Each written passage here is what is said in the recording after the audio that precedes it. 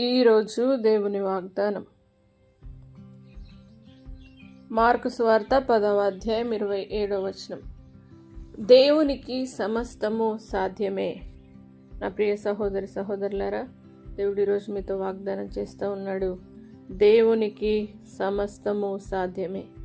అసాధ్యమైనది ఏదీ లేదు గనక దేవుడు సమస్తమును సాధ్యపరిచేవాడు గనక ఇప్పుడే ఈ వాగ్దానాన్ని స్వీకరించండి.